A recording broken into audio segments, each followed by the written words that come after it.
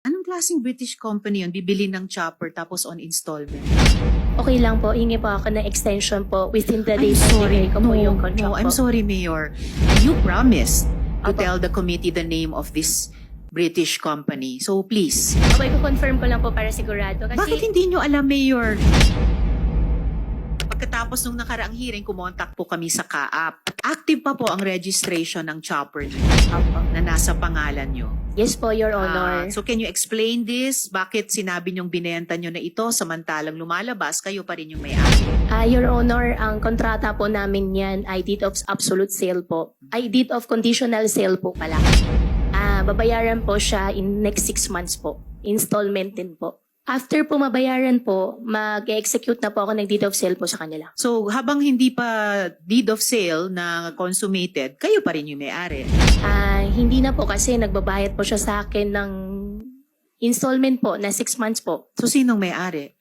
Meron po isang British company po. Anong klaseng British company yun? Bibili ng chopper tapos on installment?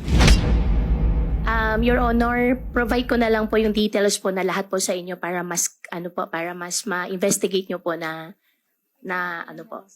Actually, last hearing nyo pa kasi sinabi na ibinenta nyo sa British company. And Apo. last hearing nyo pa pinangako ibigay yung pangalan. So anong pangalan ng British company? Your Honor, okay lang po, hingi po ako ng extension po within the day I'm po. sorry. Bigay ko po yung contract No, po. I'm sorry, Mayor. Binigyan Sige na po po. kayo ng ilang araw mula nung nakaraang hearing and you promised to Apo. tell the committee the name of this British company. So please. Apo, ngayon, ano yun Yes, po na po? opo. I need the answer now. Kasi dapat hindi ganitong kahirap magtanungan ng magkatrabaho sa gobyerno. Kung facts yan, dapat na ibibigay natin sa isa't isa. Apo. Hindi yung humingi kayo ng palugit noon, ibinigay naman ng chair. Ngayon, if-follow up ko, hihingi na naman kayo ng palugit. No, please, if there's any truth to that sale to a British company, ano po yung pangalan ng British company na yan? Opo, Your Honor. Iko-confirm ko lang po para sigurado po. Ko-confirm nyo yung pangalan? Opo, iko-confirm ko lang po para sigurado. Kasi, Bakit hindi nyo alam, Mayor? Binenta nyo sa kanila, they owe you money. Babayaran kayo on installment for 6 months. Ano pong pangalan ng British company na yan? Your Honor, yung pangalan po, ang na-execute po is yung lawyer. Kaya iko-confirm ko lang po para sigurado Sinong po. lawyer?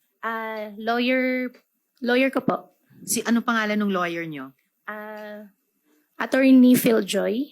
Attorney Phil Joy. Opo. Apelyido nila yung Phil Joy?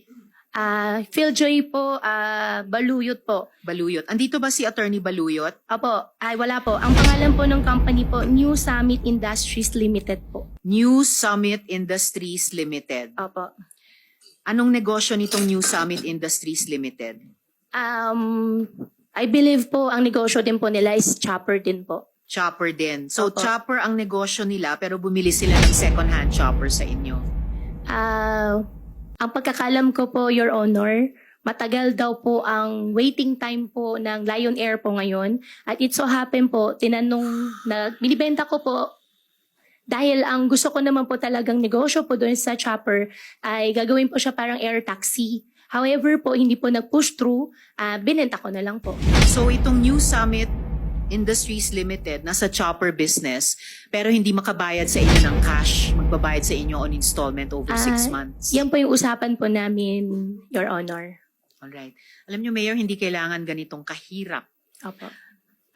Sumagot sa tanong ng Senate Committee na kailangan parang halos kalad ka rin mula sa loob ninyo.